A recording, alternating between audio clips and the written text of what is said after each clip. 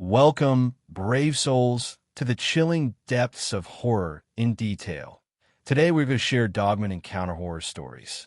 First story, The Dogman. This story takes place in 2007 when I was a 9-year-old kid. I live in Michigan, and it was the summer before I started third grade. It was a tradition for my dad and I to go up north and stay a weekend visiting his buddy who had a cabin on the lake, and this year was no different. I was excited as I always was. But this time, I was particularly happy that my dad's wife and her kids weren't going to be with us. The driveway to the cabin was a long dirt road, with a smaller cabin and fireplace near the front. It's also surrounded by a thick woods that stretches along both sides of the driveway, which extends about 100 yards until it opens up into the spot where people park their cars.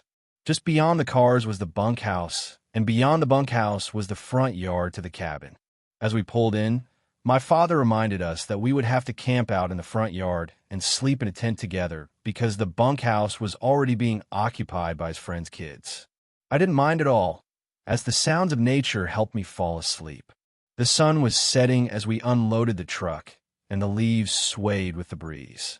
The branches danced and cast shadows along the yard that occasionally changed when the sun dipped behind the clouds. The entire property was surrounded by woods and enclosed within a chain-link fence, with the front yard having a gate that opened up onto the deck. Once you were on the deck, there was a table and grill to your left and a doorway to the cabin on your right.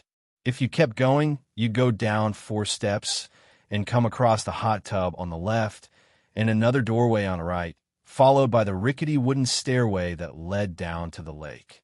After we said hi to everyone, my dad and I started pitching our tent. I glanced to the right and noticed there was a small clearing about 50 yards out in the woods. I didn't pay much attention to it, and we finished setting up the tent in no time.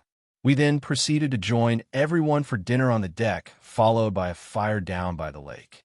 After a few hours of making s'mores, listening to everyone tell ghost stories, and watching some fireworks that were set off on the dock, I found myself exhausted from the trip and started saying goodnight to everyone. I gave my dad a hug goodnight and started heading up to the deck and out to the front yard. I unzipped the tent, crawled into my sleeping bag, and passed out. I don't know what time it was when I woke up, but I could hear my dad snoring lightly next to me, so I assumed it was well into the night. One thing I picked up on right away was that it was dead quiet outside. Instead of hearing the normal summer sounds that I'm used to hearing at night, there was nothing. There were no crickets chirping, no owls hooting, not even the rustling of the leaves or twigs rustling as the nocturnal creatures came out for food. It was dead silent. I felt extremely uneasy, but I also realized why I had woken up. I had to pee. I slowly crawled to the front of the tent and reached for the zipper, hesitating for a moment before unzipping the door. I poked my head out and was met with the eeriest silence I've ever heard. The moon was full and illuminated the trees and their branches as they sat above me silently. The sky was clear and the stars twinkled as they danced in the darkness. I slowly stepped out of the tent and felt the morning dew from the grass hit the bottom of my feet. I glanced up at the sky, just in awe at how clear it was. We never got to see the stars this bright back in the city, and I liked to cherish the moments when I could. I walked over to the big oak tree that was just inside the fence and started doing my business. I lowered my head to the clearing in front of me, and that's when I heard it. The sound pierced through the silent night. Chills ran down my spine, and I froze in place as my head darted in the direction of the woods, trying to locate the source of the sound. It happened again. This time it was echoed by a few more. What followed were the familiar yips of coyotes, and I was relieved when I saw them emerge from one side of the clearing and exit into the other. I stood there quietly as I observed the canines running and jumping through the clearing. When the last of them had disappeared, I tapped out the last of my business and glanced down to zip up my shorts. When I looked back up, I saw something I will never forget. There, in the clearing 50 yards away, was what looked like a coyote mixed with a human, and it was standing on its hind legs, looking right at me. It had pointy ears, thick dark fur, a snout that was snarling and revealing a set of wicked teeth, and its eyes were yellow-orange, staring straight into mine. The thing that terrified me most about this thing was its size. If I had to guess, it had to have stood around 8 feet tall. I was frozen stiff, but that quickly changed when the thing looked up and let out the most horrific scream I've ever heard. Nothing about it sounded human. I tripped backwards over my feet and dashed back into the tent, zipping it shut and diving under my sleeping bag. I then heard the grunt of a large animal, followed by the rattling of the chain-link fence, and then the unmistakable sound of feet hitting the earth. I closed my eyes shut tight and hoped to God this thing would go away. I laid there, trembling in my sleeping bag as I heard a set of 2 feet slowly stomp around our tent. After a few minutes, I pulled my sleeping bag slightly down below my eyes, and I saw its shadow in front of the tent. Its pointy ears tilted back as it let out another scream, before running towards the driveway of the cabin and disappearing into the night. I laid there in my sleeping bag, paralyzed by fear, hoping it wouldn't come back. After what seemed like forever, the sun finally came up. I asked my dad if he heard the screams last night and told him about what I saw, but he assured me it was just a nightmare and that no such thing existed. I dropped it shortly after and kept this story mostly to myself until now. I don't know what it was for sure that I saw that night, but I did see it, and I do know this. I will never set foot near the Michigan woods alone at night ever again. Second story. My dad and I hunted down the Dogman that killed my sister. I've always hated the smell of gun oil. It clings to everything it touches, soaking deep into the fibers of my clothes, the lining of my backpack, the coarse hair on the back of my hands. Yet here I am, kneeling on the cracked linoleum of our mudroom, a Remington .308 laid across my thighs, and the stench of gun oil sharp in my nostrils. The early morning light barely scratches at the edges of the blinds, dim and gray like the belly of a dead fish. My dad, Frank, is in the kitchen, clattering around with the coffee pot and mumbling under his breath. Today we're heading up to the woods of northern Michigan, same as we did every year before we lost her. I can't help but feel the old scars throbbing as I load bullets into the magazine. It's been 10 years since that hunting trip, the one that tore my family into before and after. Before, when Leah's laughter was a constant soundtrack to our lives. After, when every silence was filled with her absence. We were just kids back then. I was 10, Leah was 8. It was supposed to be a typical hunting trip, one of those bonding experiences Dad was always talking about. But things went wrong. We got separated from Dad somehow. One minute we were following him. The next we were lost, the dense woods closing in around us. Dad says when he found me, I was huddled under a fallen tree, my eyes wide, my body frozen. All I could mutter through chattering teeth was Dogman. It was only later, after the search parties had combed through every thicket and hollow, that they found her. What remained of Leah was barely recognizable, the evidence of a brutal mauling undeniable. The authorities concluded it was likely a bear attack, but Dad, he never accepted that explanation. He had seen the tracks, too large and oddly shaped for any bear. As I load another round, the memory flashes, unbidden and unwelcome. Large, hairy clawed hands reaching out towards us, impossibly big, grotesque in their form. Yet, the rest of the creature eludes me, a shadow just beyond the edge of my recall, leaving me with nothing but fragmented terrors and Leah's haunting, echoing screams. My mind blocked most of it out, a self-defense mechanism, I guess. 4 years after that day, sleep was a battleground. I'd wake up in strange places, kitchen floor, backyard, even at the edge of the nearby creek. My therapist said it was my mind's way of trying to resolve the unresolved, to wander back through the woods searching for Leah. But all I found in those sleepless nights was a deeper sense of loss. It took time, a lot of therapy, and patience I didn't know I had, but the sleepwalking did eventually stop. I guess I started to find some semblance of peace. I have mostly moved on with my life. The fragmentary memories of that day are still there, lurking in the corners of my mind, but they don't dominate my thoughts like they used to. I just finished my sophomore year at Michigan State, majoring in environmental science. As for Dad, the loss of Leah broke him. He became a shell of himself. It destroyed his marriage with Mom. He blamed himself for letting us out of his sight, for not protecting Leah. His life took on a single, consuming focus, finding the creature that killed her. He read every book, every article on cryptids and unexplained phenomena. He mapped sightings, connected dots across blurry photos and shaky testimonies of the Dogman. But as the 10th anniversary of Leah's death approaches, Dad's obsession has grown more intense. He started staying up late, poring over his maps and notes, muttering to himself about patterns and cycles. He's convinced that the Dogman reappears every 10 years, and this is our window of opportunity to finally hunt it down. I'm not nearly as convinced. The whole Dogman thing seems like a coping mechanism, a way for Dad to channel his guilt and grief into something tangible, something he can fight against. But I decided to tag along on this trip, partly to keep an eye on him, partly because a small part of me hopes that maybe, just maybe, we'll find some kind of closure out there in the woods. I finished loading the rifle and set it aside, standing up to stretch my legs. I wiped my greasy hands on an old rag, trying to get rid of the smell. The early morning light is starting to seep into the room, casting long shadows across the floor. Dad comes out of the kitchen with 2 thermoses of coffee in hand. His eyes are bleary and tired.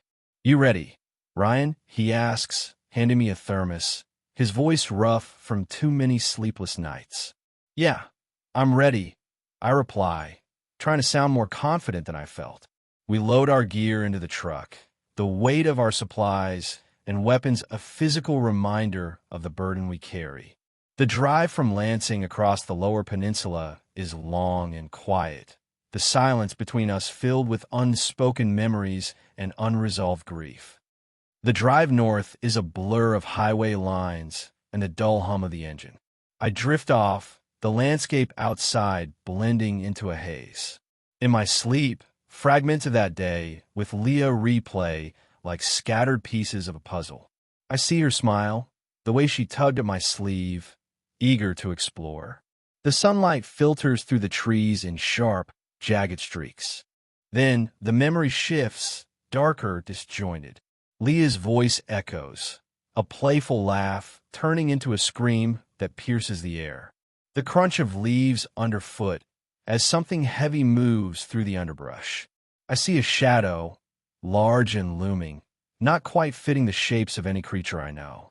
Then, something darker creeps into the dream, something I've never allowed myself to remember clearly. Before I can see what it is, I wake up with a start as the truck jerks slightly on a rough patch of road.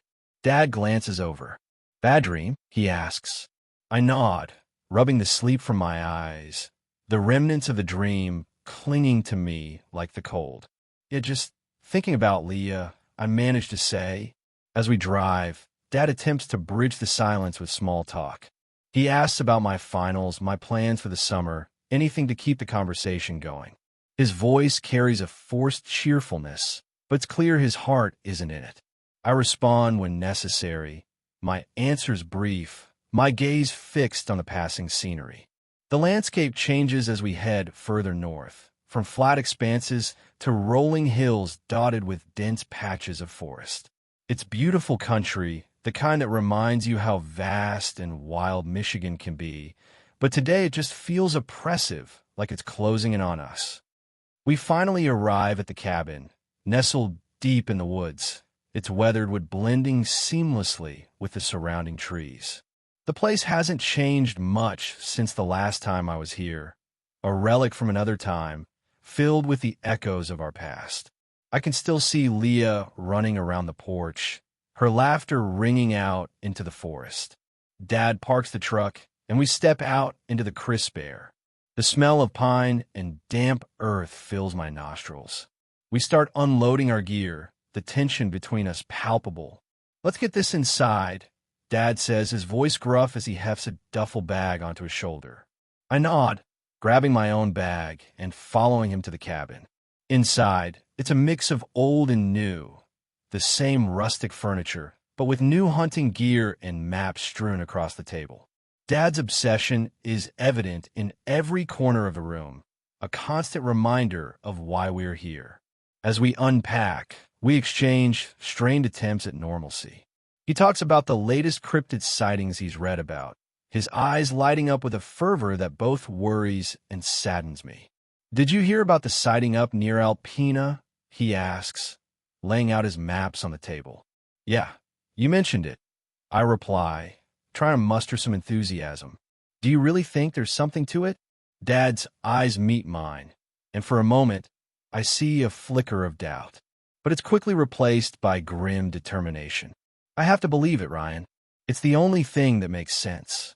We finish unpacking, the silence between us growing heavier with each passing minute. I step outside to clear my head, the cool air a welcome relief. The sun is starting to set, casting long shadows across the clearing. I can't shake the feeling of unease. "You can take the upstairs room," Dad mutters.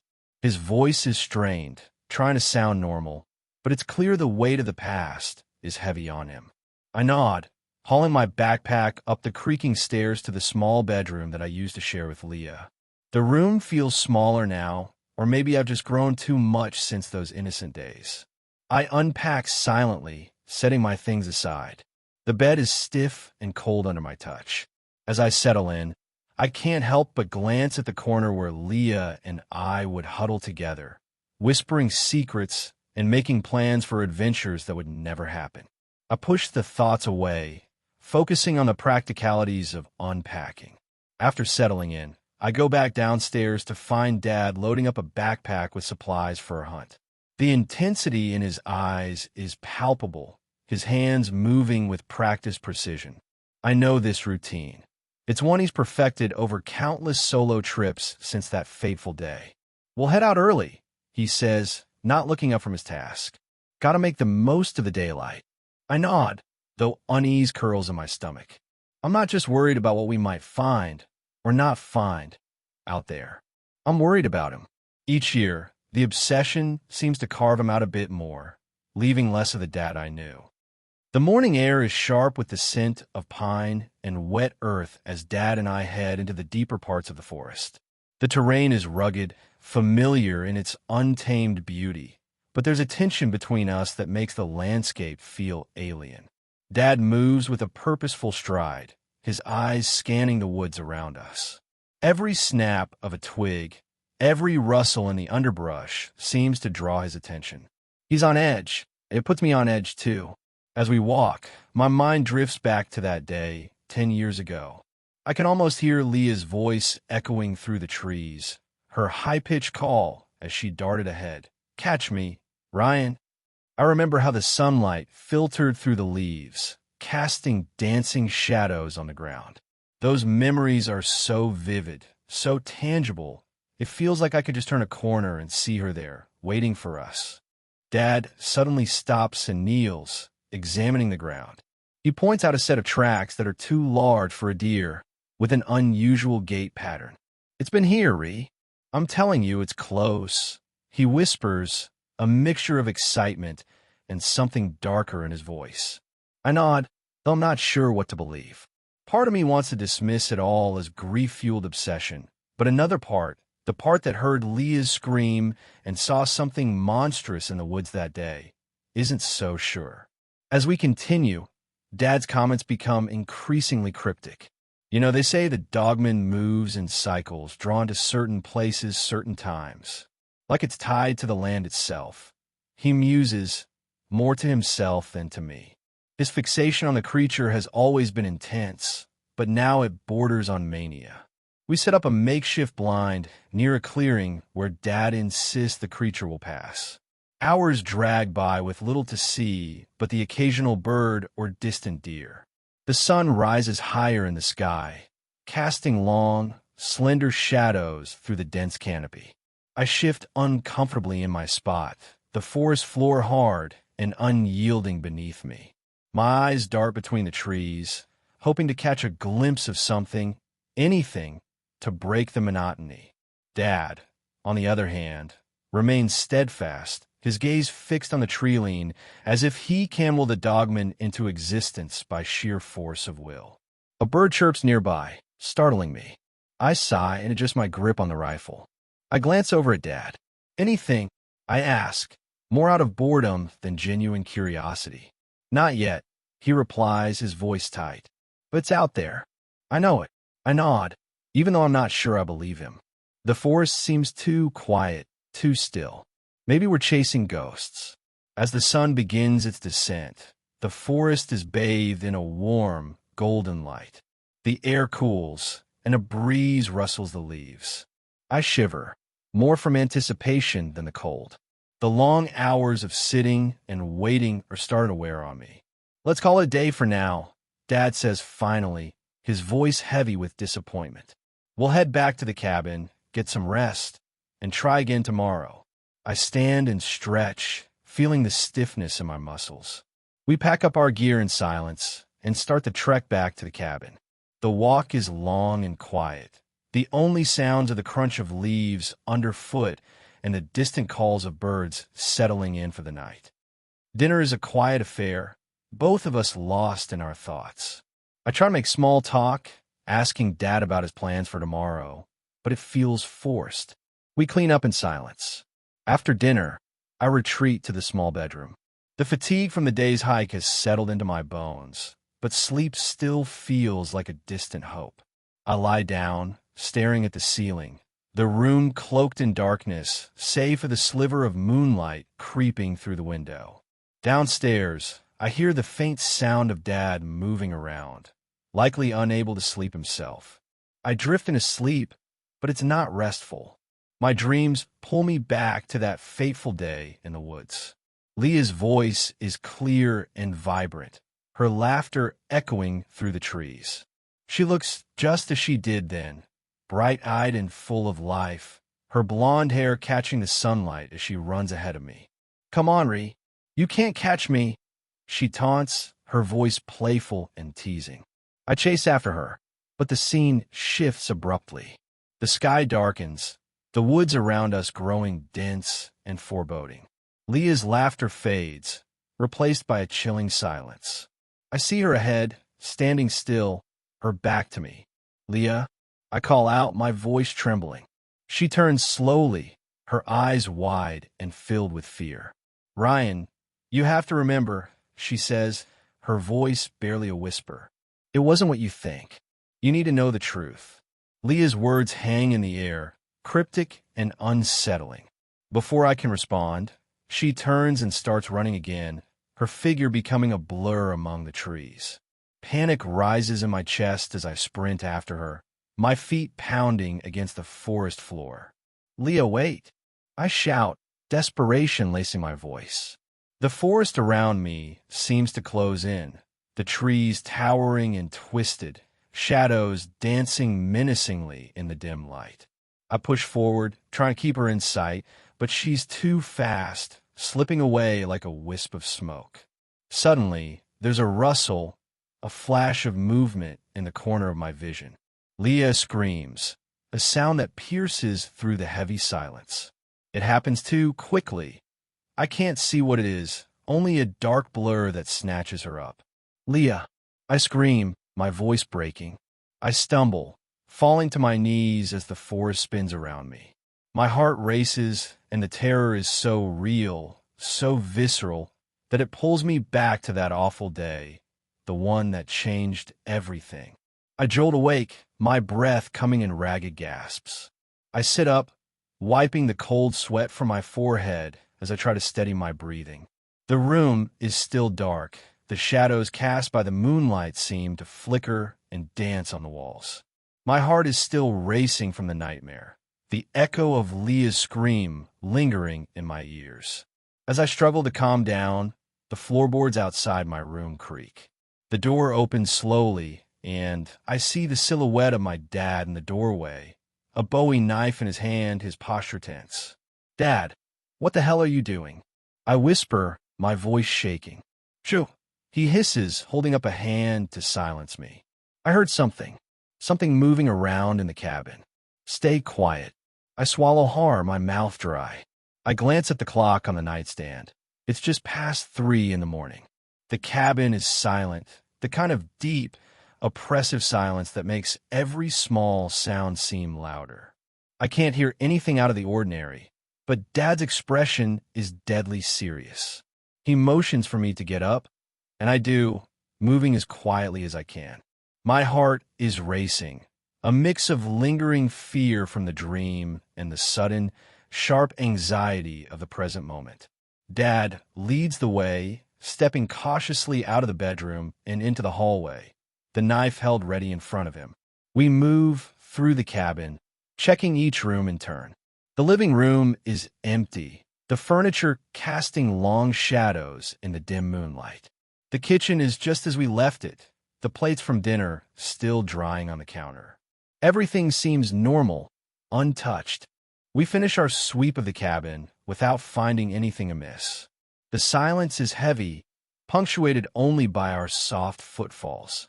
I can see the tension in Dad's frame, his grip on the knife unwavering.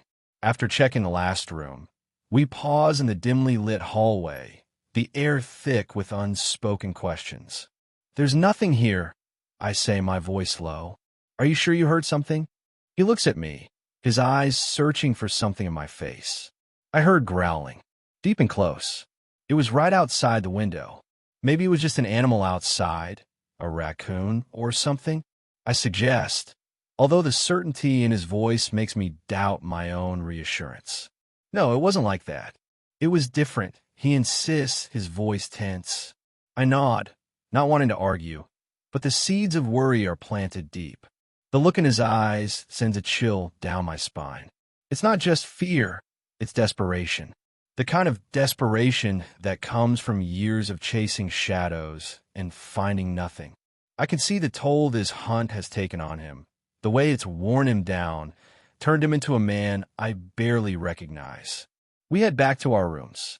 As I lie down, my mind races with thoughts of my dad. I can't help but wonder if he's losing it, if the years of grief and guilt have finally pushed him over the edge. Dad wasn't always like this. Before Leah's death, he was the kind of father who took us fishing, helped with homework, and told terrible jokes that made us groan and laugh at the same time. He was solid, dependable, but losing Leah changed him.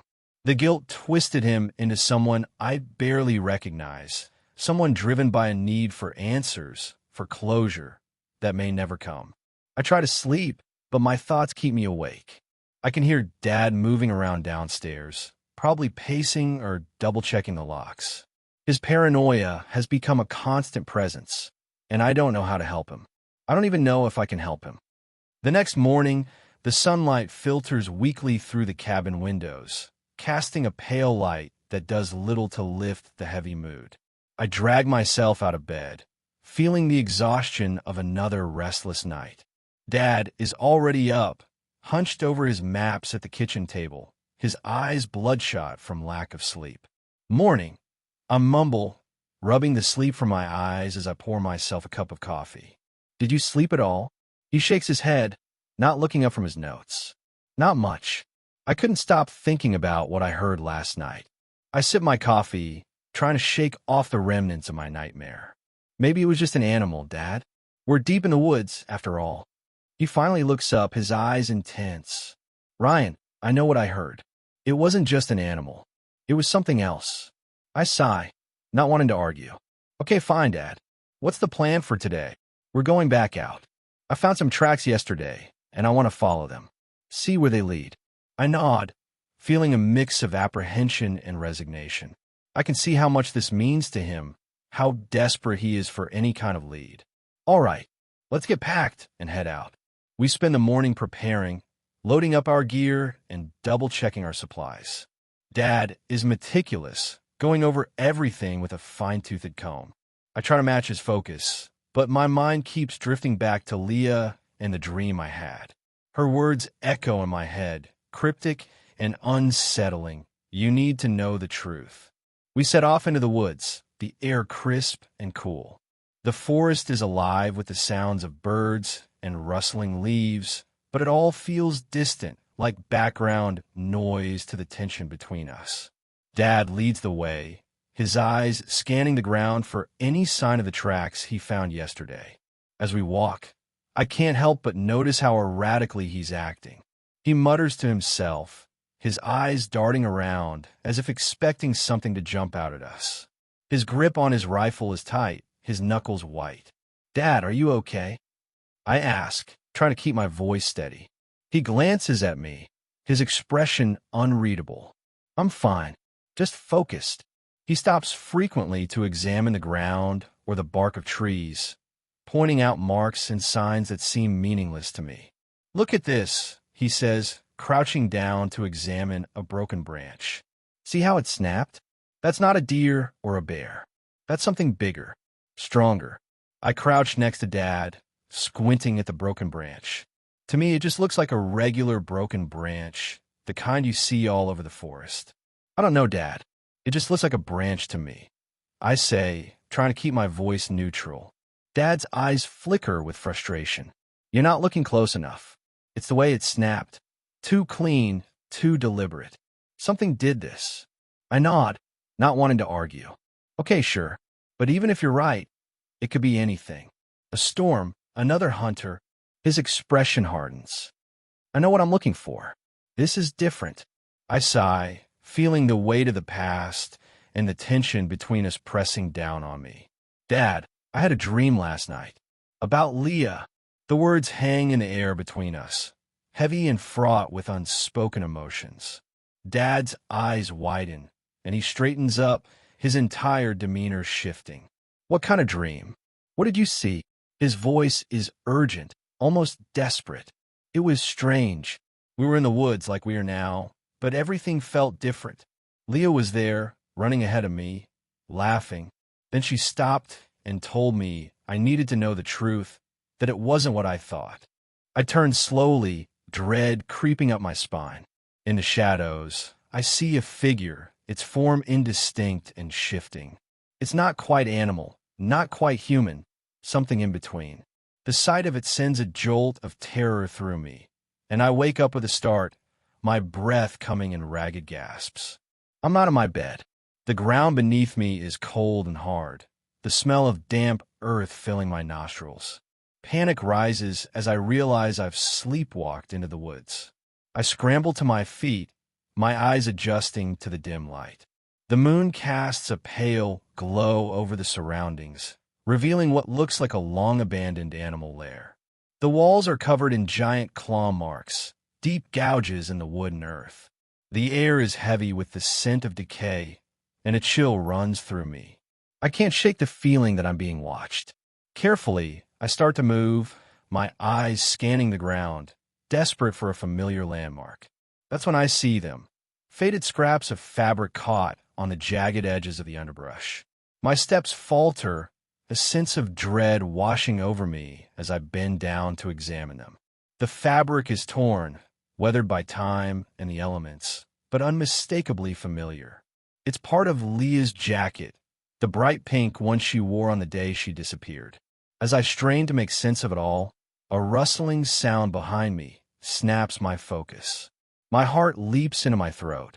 I spin around, my hand instinctively reaching for the rifle I don't have, because of course I didn't bring it in my unconscious state. The shadowy figure that emerges from the trees is unsettlingly familiar, mirroring the menacing forms of my nightmares. But as it steps into the moonlight, I recognize the worn jacket, the weary posture. It's Dad. "Ryan," he calls out, his voice a mix of relief and stern concern. "I've been looking everywhere for you. What the hell are you doing out here?" I exhale slowly, the terror ebbing away as reality sets back in. I don't know, Dad. I must have sleepwalked again." My voice is shaky, my earlier dream still clinging to the edges of my consciousness. Dad stares at me in disbelief. "You haven't sleepwalked since you were a kid, Ree. This isn't just a coincidence."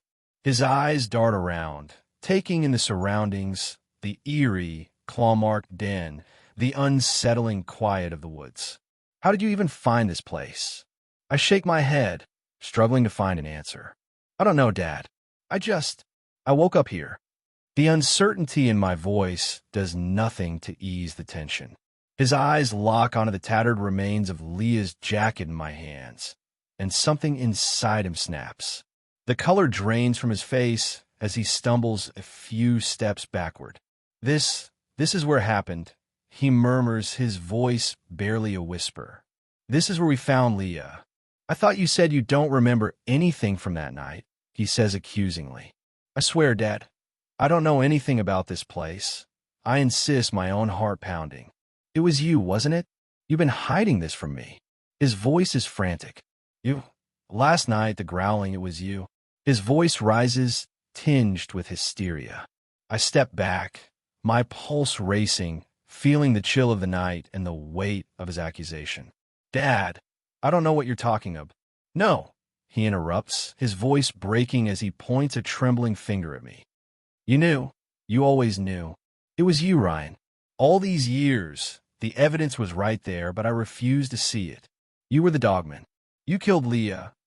His words hit me like a physical blow, absurd and horrifying in their implications. Dad, you're not making any sense. You're talking crazy.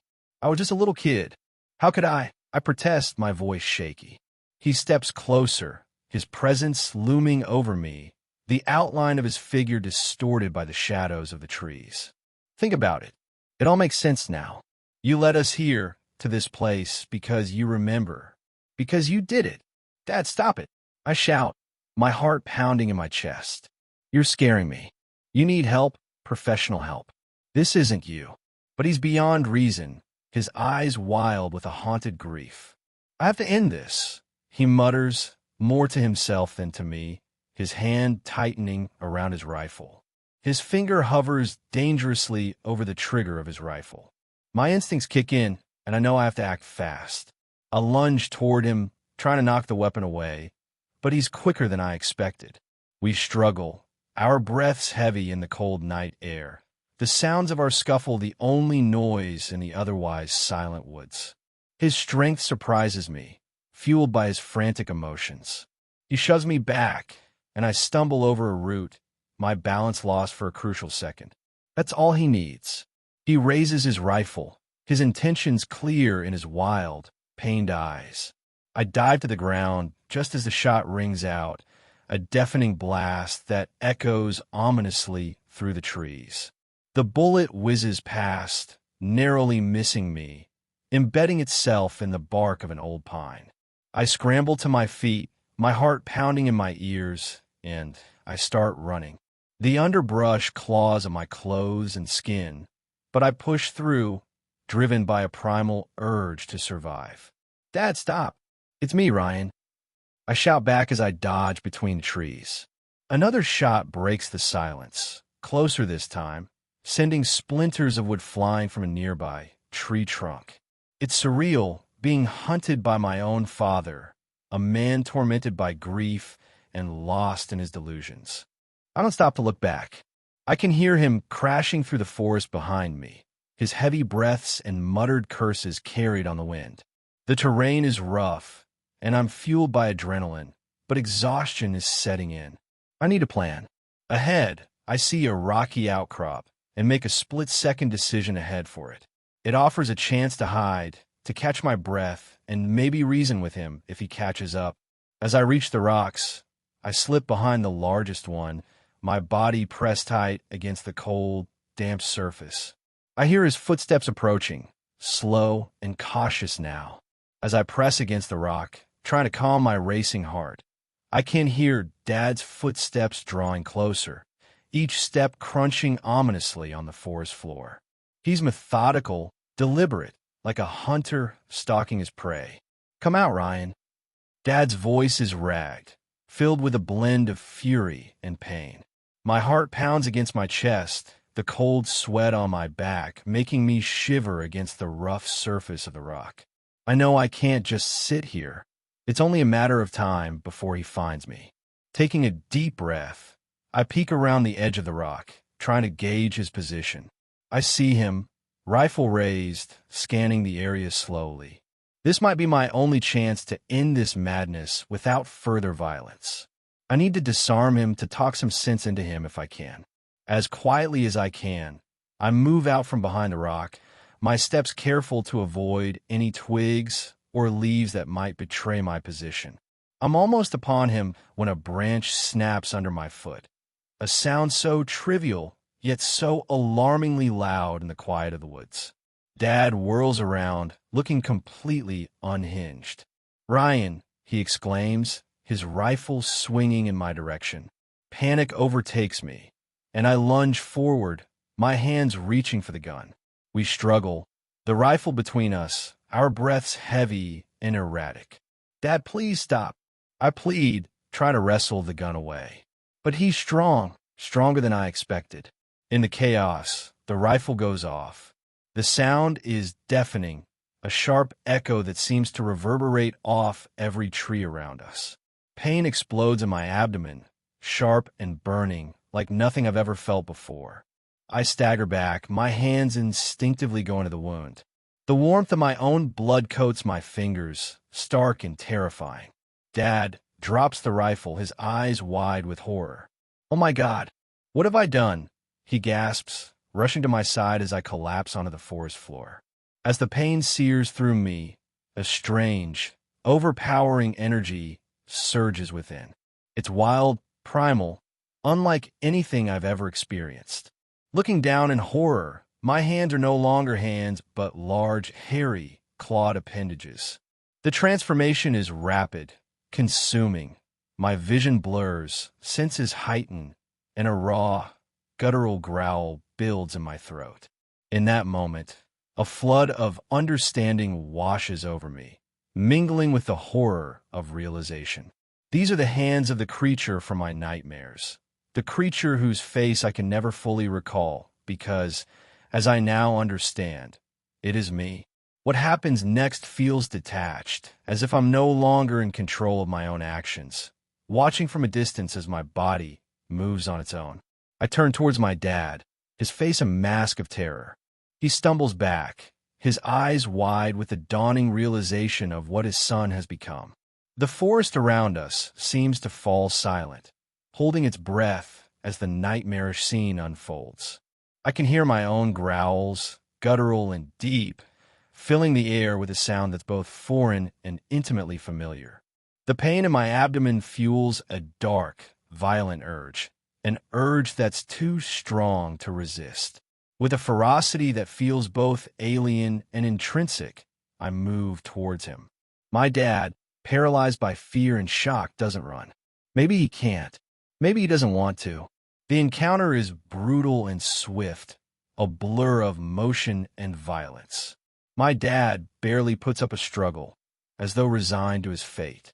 Not that there is anything he can do. The creature that I've become is too powerful, too consumed by the wild instincts surging through me. I tear him apart, limb from bloody limb, my hands, no, my claws, rending through fabric and flesh with disgusting ease. The sound of my dad's screams, of tearing fabric and flesh, is drowned out by the animalistic growls that echo through the trees. When it's all over, the red mist that had clouded my vision begins to fade, and the fierce, uncontrollable rage that drove my actions subsides. I'm left standing, my breaths heavy and erratic, in the eerie stillness of the forest. The transformation reverses as quickly as it came on, and I find myself back in my human form. My clothes are ripped to shreds, hanging off my frame in tattered remnants. At my feet lies what's left of my dad, his body torn and unrecognizable. I glance down at my abdomen, expecting agony, but instead find my wound miraculously healed.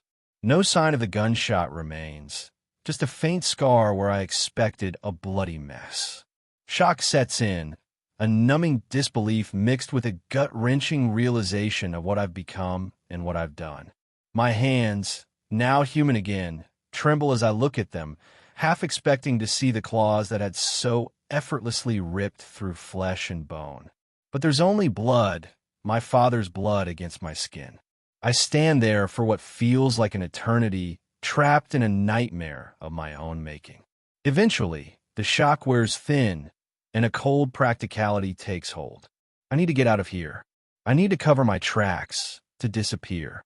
Because who would believe this? Who would understand that I didn't choose this, that I'm not a monster by choice? With trembling hands, I do what's necessary. I bury my dad in a shallow grave, the physical act of digging strangely grounding. I cover him with leaves and branches, a pitiful attempt to hide the brutality of his end. I take a moment, whispering apologies into the wind, knowing full well that nothing I say can change what happened. I leave the forest behind, my mind a whirl of dark thoughts. As I walk, the first hints of dawn brush against the horizon, the sky bleeding a soft pink. It's hauntingly beautiful. Third story. My neighbor got a dog. I don't think it's actually a dog. My neighbor Jack adopted a border collie 2 weeks ago. At least that's what I thought. Now I'm not so sure. I first saw Toto out on a walk. He was sniffing some of the flowers growing next to the sidewalk as Jack waited, scrolling through his cell phone. "Wow, you got a dog," I called out, waving. I certainly did. His name's Toto, border collie mix. Toto stopped sniffing the flowers and glanced up at me. I'd encountered many dogs on this street, and they ran the whole gamut of dog greetings, from curious sniffs to protective growling to jumping up and licking my face. None of them just stared at me like Toto did. Wow, he's beautiful, and so big for a collie mix. I began to crouch down. "Can I pet him?" "Oh, actually, he's a little shy," Jack said. "Having a little trouble adapting, you know? But I'm sure he'll warm up in a few days." He tugged gently on the leash. "Come on, Toto." I watched as they walked away from me. The next time I saw Toto, I was dropping something off for Jack. He'd lent me his drill for a home improvement project, and I'd never returned it. But when I rang the doorbell, I didn't hear the usual barking I did with other dog owners. Instead, just the pat, pat, pat of feet against wood. And then Toto's face was in the glass inset of the door, staring out at me. Not barking or growling or pawing at the door. Just staring. Before I could think anything of it, Jack's footsteps sounded through the hall, and the door swung open. "Hey, Amir. Just wanted to give you this back." "Oh, thanks. Hey, why don't you come in? I'm just about to pull some cookies out of the oven." Jack was an avid baker, and I couldn't say no to his cookies. I stepped inside and followed the warm cinnamon smell to the kitchen. Toto followed behind me, but I could tell something was off. I don't have a dog, but I have a lot of friends with dogs. And we can always tell the dog is coming our way when we hear that mistakable clicking sound of its nails against the floor. It was instinctual at this point. Hear that sound and scarf down the last bit of steak, or put the chocolate out of reach, or get ready to get licked on the face. This dog didn't make that sound. No clicking of nails against the wooden floor. Just sort of a dull thump, thump, thump with each step. I glanced back at Toto, and I realized his movements were a little odd, too. His steps were a little jerky, a little stiff, a little clumsy for a dog of his build. He wasn't limping or anything, just overall, the movements didn't look quite right. "Hope you like snickerdoodles," Jack said, pulling the tray out of the oven. "Wow, they look amazing. My Nana's recipe," he said proudly. "Ate these every day after school. Fond memories." I picked up a cookie and took a bite. But I had an audience. Toto was staring at me. Well, that wasn't weird. Dogs love to stare at people's food. I was just about to ask Jack if these cookies were safe for dogs, but his phone went off. "Oh, sorry, man. Gotta take this," he muttered as he disappeared down the hall and into the office. I sat down at the kitchen table. Toto didn't move, just stared at me from across the kitchen. Weirdly, he wasn't licking his lips or anything as he stared hungrily at the cookie in my hand. "You're a weird dog, but I like you," I said. The dog continued to stare. "I'm sorry I can't give you any cookie. I don't know if they're safe." More staring. "You're going to like it here. It's a good neighborhood." He canted his head, and as he did, I realized there was something off. Something about the way the light bounced off his fur. It was a little too shiny, a little too perfectly groomed for a rough-and-tumble collie dog. I squinted at him, studying him, and then I heard something. A quiet, rushing sound, like a whisper. And I guess I must have been imagining it, but it almost sounded like God, almost sounded like someone whispering. Help me. I stared at the dog. Sorry about that, Jack said, wandering back in. I just had to take that. It was a new client, and we're trying to keep him. How do you like the cookies? They were amazing, I said, standing up. But I've got to go. Mandy and the girls will be back from softball any time now, and I'm supposed to have dinner ready. Oh, dinner duty, huh? He motioned at the snickerdoodles. Take some back with you. Say you made them from scratch. Mandy knows I can't bake like that. But thanks. I stepped out the front door, waving back at Jack and Toto. Jack waved, grinning. The dog just stared at me, as usual. But this time his black, glassy eyes sent chills down my spine. I swear, there's something messed up about that dog. The girls were asleep, and Mandy and I were enjoying some much-needed quality time. We sat on the couch with a bottle of wine, an episode of The Office in the background as we talked about our days. Mandy was surprisingly interested in the story. So you've never heard him bark? No. And he walks weird and just stares at you. Yup. She shook her head, laughing. That'd sound really weird. Even weirder than Aunt Polly's dog. Remember her? Is that the one that makes the weird screeching sound? Yeah. We laughed about it, hung out some more, and then eventually went to sleep. But even an hour after Mandy had fallen asleep, around midnight, I was lying wide awake, thinking about that dog. And then I decided to do something really stupid. I probably never would have done it if I hadn't drunk 3 glasses of wine. But with liquid courage, I crept downstairs and slipped out of the house. The lights were still on in Jack's house. When I got there, I ducked behind his hydrangea and peered into the window. Golden light spilled into the living room from the kitchen. Jack was sitting on the couch, looking at his laptop. Toto was lying on the floor, his black eyes glittering in the low light. Surprisingly, he didn't seem to detect my presence at all. After several minutes, Jack shut the laptop and disappeared down the hallway. Toto watched him, but didn't follow. I was about to go back home, and then I saw it. Toto stood up, and then, using the couch to balance himself, he stood up again. He was standing on 2 legs. I watched with wide eyes as he walked into the kitchen, stood in front of the refrigerator, and then a small opening appeared, smack dab in the middle of Toto's chest. A human hand came out. It grasped the refrigerator door, pulled it open, greedily grabbed some food off the shelf. Then the dog sat back down on the floor, cross-legged, and the hand, holding a leftover sandwich, disappeared into the hole. I stared through the window, my heart pounding in my chest. It's a costume. There's a person in there. I hightailed it out of there, wrapped myself in blankets, and lay next to my wife, wide awake, thoughts rolling through my head.